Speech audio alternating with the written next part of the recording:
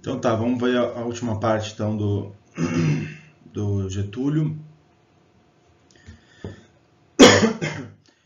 e terminamos esse capítulo 35. É interessante em 2 aulas, é um capítulo bem grande, mas a gente vai conseguir terminar ele, tá? Então, página 823, a intervenção do Estado na economia. Né? Vamos começar a entender um pouquinho desse movimento do que o Estado começou a teve que fazer uma intervenção para conseguir estimular a economia novamente, que estava paralisada com o fim, em virtude, perdão, da crise de 29, né? Então o Estado começou a ter que se movimentar e criar mecanismos e formas para que conseguisse aumentar os seus lucros, né? O emprego, a indústria que depois foi afetada, porque a gente importava as coisas demais, exportava de menos, e com a eclosão da Segunda Guerra Mundial na Europa fez com que o Brasil tivesse que depender mais dele do que dependesse de comprar as coisas dos outros. Tá? Então, por essa razão, a gente vai ver essa intervenção do Estado brasileiro, né, na economia. Certo? Então, vamos lá. Ele começa a falar da centralização do poder do Estado Novo. O Estado Novo era centralizado na figura de Getúlio Vargas. Tá? Com isso criou o quê? Condições que iniciassem um trabalho de coordenação e planejamento econômico, com ênfase no quê? Num prosseguimento da industrialização por substituição das importações. O que seria isso? Parar de importar e começar, ao invés de importar as coisas de fora, começar a produzir no Brasil. Tá? Fazendo com que gerasse emprego e tivesse mais trabalhadores, consequentemente, na cabeça de Getúlio Vargas, esses trabalhadores com as leis trabalhistas, ia fazer o quê? Apoiar mais ele. Né? No caso, sim, ocorreu, como nós já vimos nos pontos passados do livro, nos vídeos passados. Né? Então, o quê? Uma planificação total da economia nos moldes soviéticos, isso aqui é muito interessante, que estava fora de cogitação. Uma vez que o princípio de propriedade privada jamais fora questionado pelo regime. Então não tinha uma ligação com os moldes soviéticos. Por quê? Porque a questão da propriedade privada, lembrando das oligarquias. Se tu começa a perder essa questão de propriedade privada e a propriedade privada vai para o Estado, essa questão de oligarquia, a oligarquia é totalmente contra. Logo, o governo também não conseguiria se manter. Tá? As empresas estatais, logo que seriam fundadas, passariam a representar um complemento ao setor privado. Tá? Ele não ia estatizar tudo, mas seria um complemento ao setor privado que já existe. Então, desse modo, acompanhando uma decadência mundial, tanto no mundo capitalista como na União Soviética, o governo recusava o laissez-faire, né? Como nós já vimos também anteriormente. Nós vimos laissez-faire, laissez-passer, eu não lembro do outro, laissez-faire, laissez-passer, tem mais o outro, tá? Laissez-faire liberal, que passava a realizar ações para dirigir, deixa eu ver se é dirigir mesmo, dirigir o desenvolvimento da economia. Pois bem, aí eu trouxe algum dos pontos de um outro livro para a gente fazer uma analogia, tentar dar um entendimento. Eu andei dando mais no mesmo livro que eu utilizei, tá? Na página 160, que eles sempre usam esse livro aqui, tá? História do Brasil, da Barça. Eu gosto, é bem interessante eles, tá?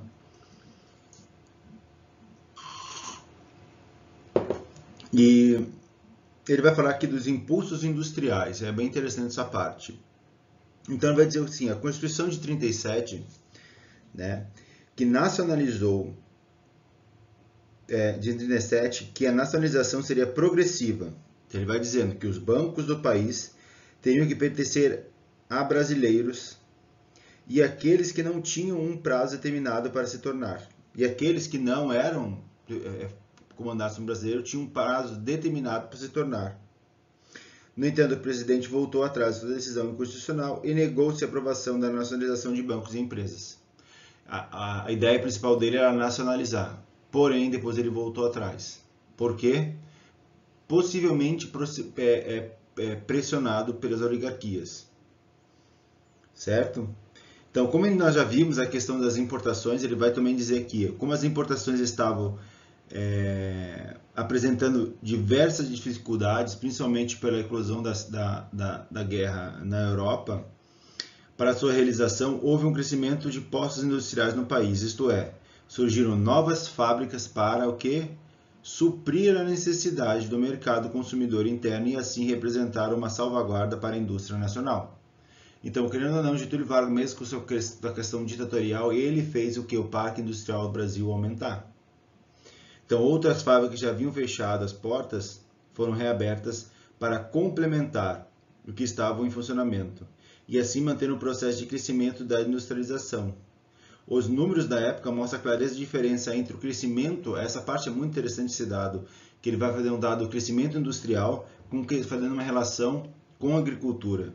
Então ele diz que o crescimento industrial em relação à agricultura, a atividade econômica da indústria havia aumentado 11,3% nessa época, enquanto a agricultura apenas 1,7%. Ou seja, o alto grau de crescimento na questão da industrialização em contrapartida com a agricultura, tirando aquela questão do país mais agrário para um país mais industrial. Esse aumento foi extremamente importante. Porém, né, como não tinha de onde comprar essas mercadorias, tinha que ser produzido aqui no Brasil.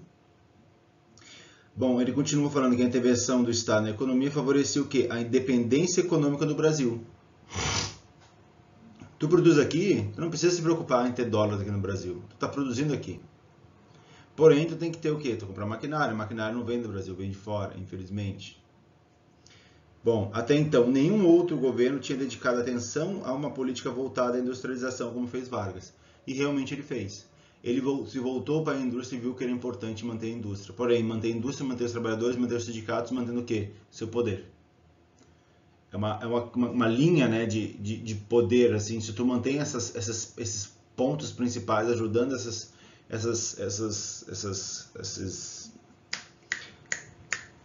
setores, tu consegue se perpetuar no poder. Foi o que ele conseguiu fazer até um certo momento. Depois a gente vai ver que ele não conseguiu.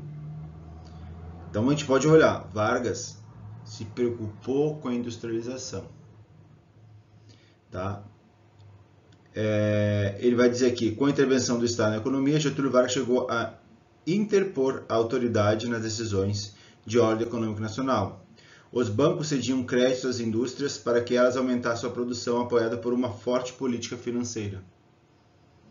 No contexto mundial, a crise favorecia uma maior produção industrial nacional, visto que o déficit da balança comercial obrigava o Estado a intervir no Brasil, já que as importações de matéria-prima e máquinas estavam limitadas por questão dos conflitos. O chefe do Estado brasileiro aplicou grandes investimentos nos setores industriais de alto custo em virtude das restrições de importações, né? Eu já falei. Como ocorreu com a construção da siderúrgica, oferecendo os lucros somente a longo prazo. É interessante, se a gente for olhar dessa siderúrgica, foi o quê?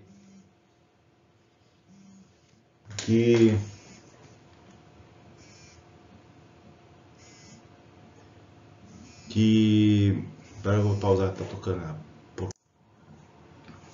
Tá, continuando aqui, ó. Aqui, ó.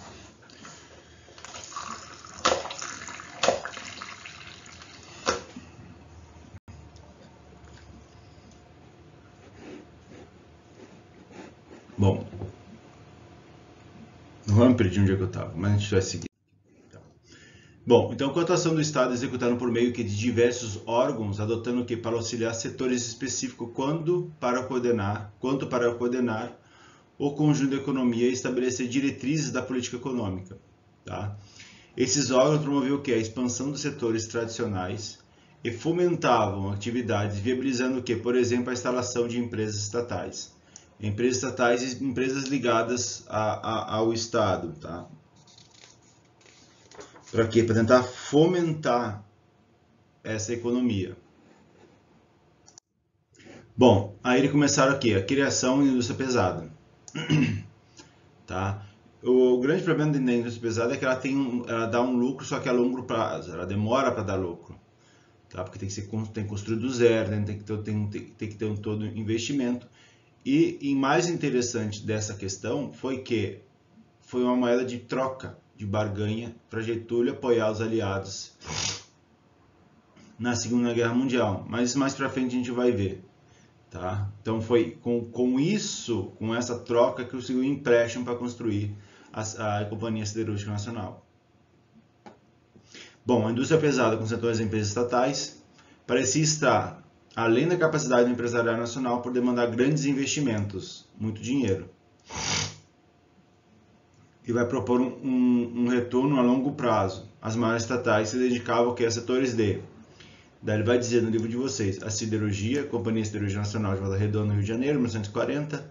A Vale, hoje em dia com seus grandes problemas, era uma empresa estatal e foi privatizada no governo do Fernando Henrique Cardoso. A mecânica pesada, a Fábrica Nacional de Motores, tudo em Rio de Janeiro, é muito interessante. Só essa aqui em Minas Gerais e essa aqui em Vale de São Francisco, que é de elétrica. A Química, a Fábrica Nacional de Álcalis, em Cabo Frio. E a Eletricidade, a Companhia Hidrelétrica Vale de São Francisco. Bom, é interessante aqui que eu até marquei, naquele livro que eu estava falando antes para vocês, que ele vai dizer que no início do período que compreende a crise da Segunda Guerra Mundial, 39 e 45, o país permanecia com sua produção nacional em atividade, ainda que importações tivessem sido reduzidas. Foi quando o Brasil começou a aparecer com maior força.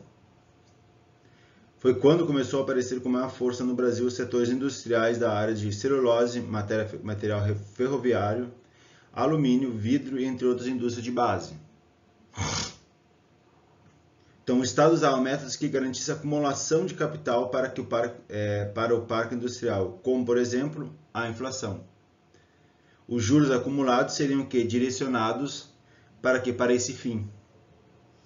E outra coisa interessante também que eu achei muito, que até hoje eles fazem isso, só que fazem com FGTS, que o Instituto de Previdência, que no caso hoje o INSS, na época era o Instituto de Previdência, também era uma fonte dessa acumulação financeira. Assim, conseguia-se atingir o objetivo, portanto, de recursos oriundos do setor agrário, com base nas classes trabalhadores direcionados para a indústria. Então, aquele dinheirinho que ficava do trabalhador no Instituto de Previdência para ele se aposentar, ele se replicava em outros lugares para tentar dar um fim diferente para esse dinheiro.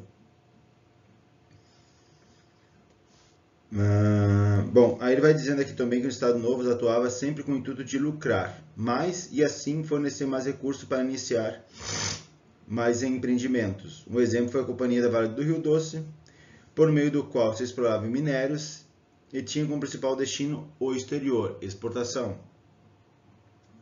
Em 41 vai falar também dessa questão de Volta Redonda, da indústria, né, funcionamento da Companhia Siderúrgica Nacional.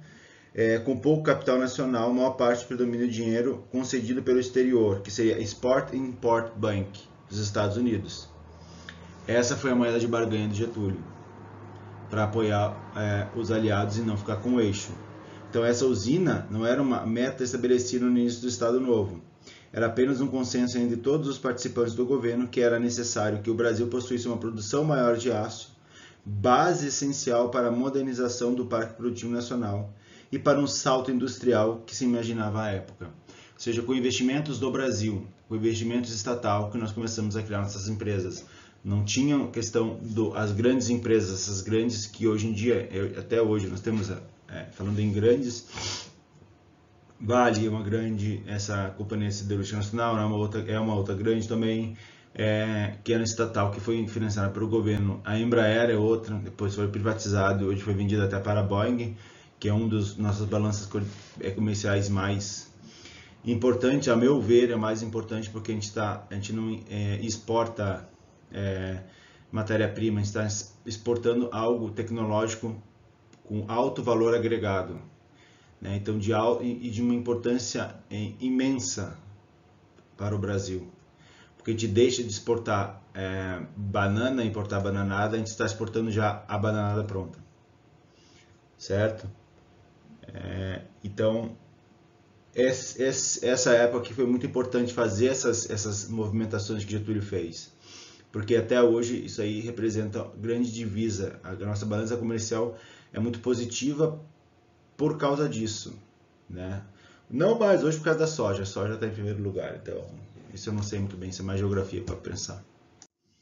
Bom, com a Segunda Guerra Mundial, iniciada em 39, apareceu o que? O aumento dos preços dos produtos agrícolas exportados pelo Brasil. Opa, dinheiro! Começou a entrar, a nossa balança comercial de negativa passou para ser positiva.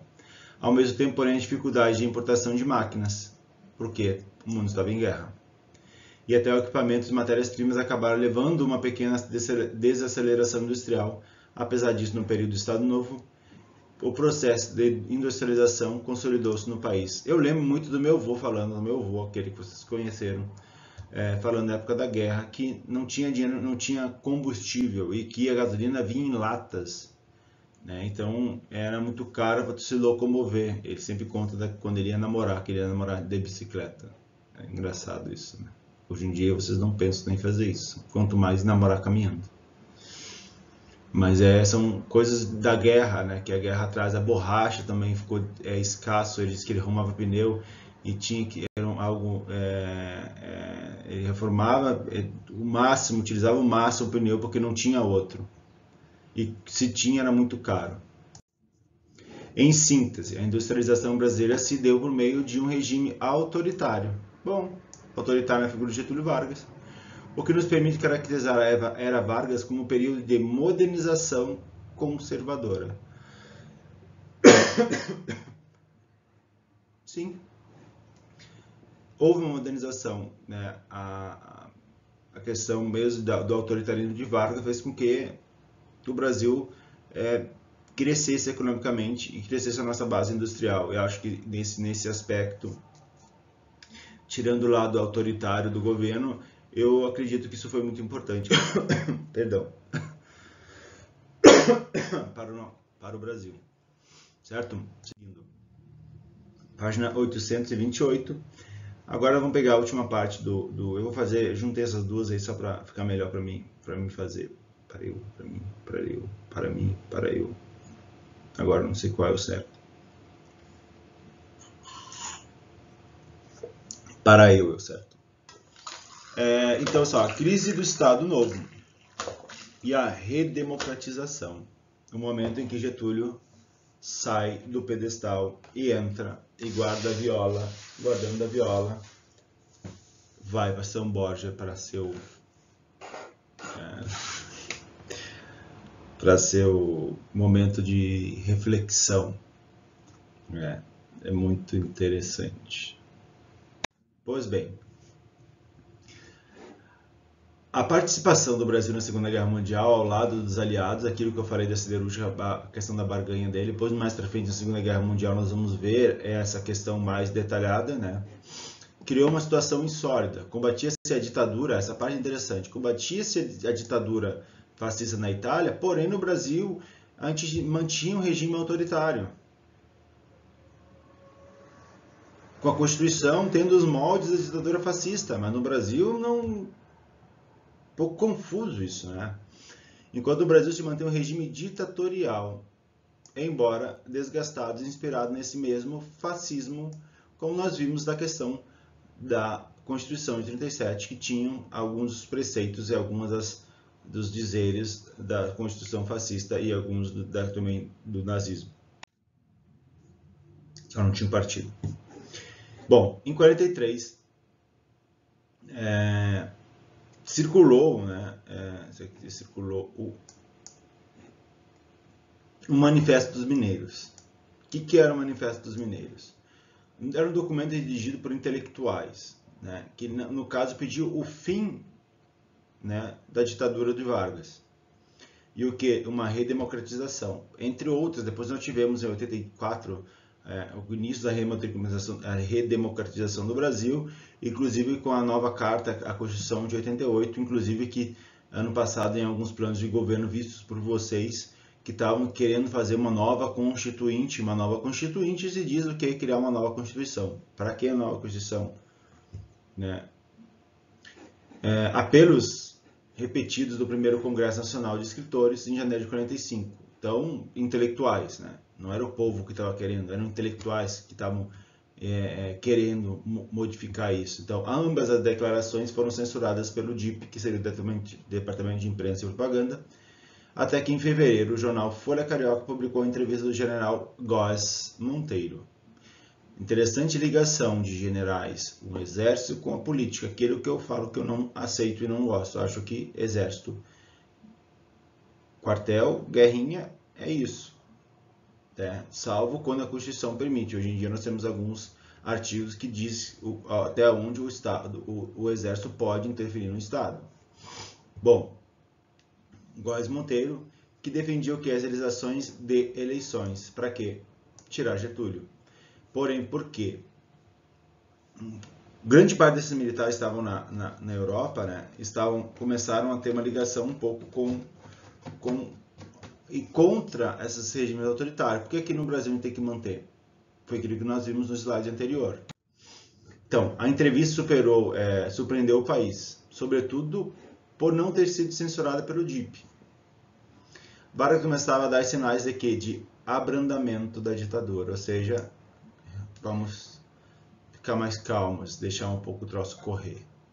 Em 28 decretou que é uma emenda constitucional, uma emenda à Constituição, criando o quê? Voltando com os partidos políticos e marcando as eleições gerais para o final de 1945. Mas Getúlio Vargas não larga o poder assim de qualquer jeito. Na verdade, aquilo que eu falei, né? Getúlio começou a ver o quê? Que é melhor uma redemocratização, né? Porque com o iminente final da guerra, os pracinhas que estavam na Europa lutando contra os fascistas voltaram para o Brasil e possivelmente iam lutar contra Getúlio. Tá? Outra questão muito interessante foi que esses pracinhas que lá estavam na Itália, muitos que voltaram com muitas ideias socialistas. Né? O exército tinha uma grande parcela que era voltada para a questão social do povo, né? Era um socialismo, né? E alguns traços do comunismo também da União Soviética. Isso fez com que depois mais tarde houve uma divisão. Lembrando dos tenentistas, certo? Então Vargas antecipou-se, né? Desencadeando o mesmo processo de redemocratização. As pretensões deles eram que, ao democratizar o Brasil, surgiria que como grande defensor do sistema democrático, apresentado como referência da luta contra os regimes ditatoriais na Europa. Opa! O prazo das eleições era muito curto, impossibilitando uma eventual oposição se organizasse seriamente, que representasse obstáculos para os objetivos de voltar ao poder. No caso, ele queria tentar voltar ao poder de forma democrática, ou seja, o povo ia votar nele novamente. Claro que mais para frente ele conseguiu, mas nesse momento não. Então Vargas ele antecipou aquelas revoltas, prevendo que algo poderia ocorrer com ele. Então vamos abrandar o troço, vamos liberar, vamos começar a organizar e eu vou voltar, depois eu consigo dar a volta por cima. Certo? Bom, então o presidente fez o quê? Iniciou a organização de 2 partidos políticos, pasmem os senhores, que os 2 tinham ligação com ele. Primeiro era o Partido, interessante, Trabalhista Brasileiro, criado por sindicatos que eram controlados por Vargas. Bom, agora nós temos 2 partidos, então nós temos uma democracia. E o Partido Social Democrata, o PSD, formado com apoio dos interventores nos estados, que seriam os governadores, indicados por quem? Por Getúlio Vargas, e da burocracia estatal favorecida ao longo do Estado Novo, ou seja, 2 partidos, situação à oposição, mas os 2 tinham ligação com Getulinho. Ele não era bobo, não ia largar o osso assim, é que nem cachorro bravo, não larga o osso. Porém, enquanto isso, a oposição recém-criada seria organizada a União Democrática Nacional, a UDN, de cunho liberal, e ao mesmo tempo voltava à legalidade o Partido Comunista Brasileiro, reforçando com a liberação de Luiz Carlos Prestes. Enquanto a redemocratização do Brasil, os aliados do presidente cuidavam que também da organização do movimento queremista. Movimento esse que queria o quê? Que Getúlio ficasse. Cujos comícios, vamos ver aqui, ó, queremista. Cujos... Vou dar uma pausa, tem um telefone aqui me ligando. Oh, meu Deus. Eu não entendo esse telefone. Toda vez que eu uso para ligar para alguém, agora ele fica ligando, enchendo o saco. É melhor não usar telefone para ligar. Bom, movimento queremista, cujos comícios repetia-se o lema: queremos Getúlio, provocando que o seu interesse no continuismo, ou seja, Getúlio continuaria sendo presidente do Brasil. A adesão do queremismo foi bastante grande, envolvendo até mesmo o Partido Comunista. É interessante pensar por que ele envolvia o Partido Comunista, porque era uma indicação, aqui como estamos vendo aqui, ó, da União Soviética de não ir contra países que estão lutando contra o fascismo. Então, vamos apoiar Getúlio Vargas. Bom, apesar da violência com que a ditadura tratou o partido e seus membros desde 1935, foi surpreendente o apoio de Prestes do PCB, do Partido Comunista Brasileiro, a Vargas. Por quê? Seguia orientações de Moscou. Né? A União Soviética ainda estava ao lado das democracias liberais capitalistas na luta contra quem? O nazismo e o fascismo. Portanto, recomendava seus partidos comunistas no mundo inteiro que apoiassem os líderes comprometidos com o combate ao fascismo, como era o caso de Getulinho. Getulinho, aí começaram a apoiar ele. Tá? Esse, por sua vez, interessava-se de qualquer tipo de apoio ao seu continuismo, para continuar no poder. Então, o que ele fez? Uma guinada à esquerda por parte do presidente, o exército, em outubro de 1945, por intermédio de seus comandantes Góes Modeiro e Eurico Gaspar Dutra, fizeram o que? Desencadear um golpe, mais um golpe nesse país. Derrubando e garantindo a realização das eleições, e sua participação encerrava-se no Estado Novo. É interessante lembrar que é um golpe em cima de um golpe. Sabe que foi golpe mesmo? Foi uma revolução em cima do patronato democrático. Depois a gente vamos ver isso, mas o Brasil, a democracia que nós temos hoje, que existe hoje, que nós participamos no ano passado e vamos participar ano que vem, é algo muito recente na história desse país. Algo democrático, como nós estamos vendo. E mesmo assim não funciona. Por quê? Porque as empresas que têm participação no Estado, elas investem nas eleições, fazendo com que grandes produções, fazendo com que engane o povo e o melhor, que nem sempre é o melhor, ganhe. Tá? Então o que acontece? O povo marginalizado é melhor do que um povo marginalizado economicamente, é melhor do que um povo próspero, economicamente falando. Aquela minha máxima que eu sempre uso: enquanto o povo depender do Estado, o Estado se mantém forte. No momento que o povo não depender mais do Estado e conseguir andar com as suas próprias pernas, ter seu trabalho, o Estado tem que o quê? Tem que mostrar seu valor. Tá? Então, essas coisinhas que nós estamos vendo aqui de Getúlio Vargas e mais pra frente, então, vamos continuar vendo na história do Brasil, é que fez com que o Brasil continuasse, e continua até hoje, nesse vício de que o Estado é necessário. E no meu caso, o Estado não é necessário. O que é necessário é o Estado que regulamentar as coisas e não ter o papel principal. O papel principal são os trabalhadores, é o povo andando com as próprias pernas e não o Estado empurrando, certo?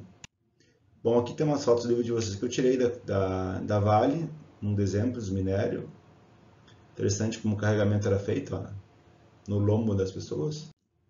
Aqui os pracinhas da FEB, né? Nós vimos aquela palestra no início do ano.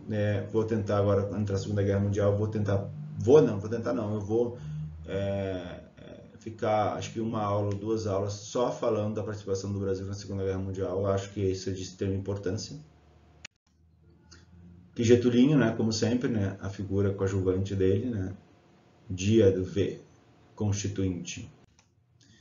E depois que o Getulinho sai do governo, ele vai lá, guarda sua vitrola, né, o insucesso do cantador Getúlio, nunca mais toco viola. Porém, foi para São Borges, lá ficou por um tempo, depois bota a foto do velho de volta. Bem, aqui eu fiz um organograma, um mapa mental, no caso, do que nós vimos da questão. Vai demorar um pouquinho esse vídeo, mas eu vou passar isso aqui. Do que foi a Era Vargas, que nós vimos, né? Então, Getúlio Vargas, começamos com a Revolução de 30, né? A suspensão da Constituição, né? Depois nós tivemos a Revolução em 32, constitucionalismo em São Paulo. Lembra aquela revolução que nós tivemos em São Paulo, a questão do dinheiro, toda aquela questão de começar a imprimir novas notas, a ligação com os cafeicultores, né? Em 32, a Aliança Integralista Brasileira, né? Liderada por quem? Por Plínio Salgado. 34, com os conflitos, nova Constituição da República, que teríamos o quê? O voto secreto e o voto feminino, que daí Getúlio entra democraticamente como presidente do Brasil. Mas não pelo povo, mas sim pelo Congresso. 35, criação da ALN, Aliança Libertadora Nacional, né? E nós temos o que? A Intentona Comunista.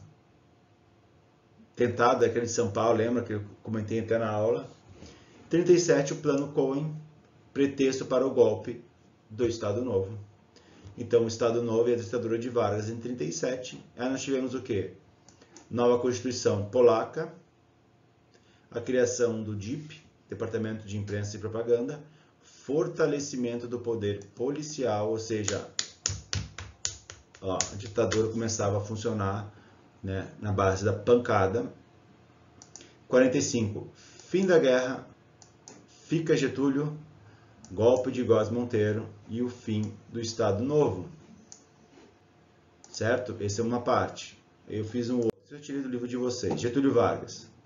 Temos 3 subdivisões aqui, certo? De um lado, exército no centro, setores urbanos, cafeicultores, setores urbanos e o exército do outro, com a participação da Segunda Guerra Mundial, da FEB. A importância que eles teve o medo de Getúlio Vargas. Porém, cafeicultores, então, compra e queima do café, vimos isso, né? Se meteu na economia, né? Por um lado positivo, né? Porque foi a criação da Siderúrgica Nacional em Volta Redonda, bom, feito. Setores urbanos, pá, burguesia, investimentos na indústria, classe média, anticomunista, né? Proletariado, sindicatos, leis trabalhistas. E após 37, prisões, deportações e repressão. E aí nós terminamos a Era Vargas. Então eu acho que conseguimos, espero que eu consiga na aula falar de alguns pontos disso com vocês, tirar algumas dúvidas. E aí eu vejo se vamos fazer um trabalho, vamos fazer aquelas questõezinhas aí, eu vou definir no dia, ou hoje ou amanhã, certo? Bons estudos, ficou um pouco grande esse. Abraço.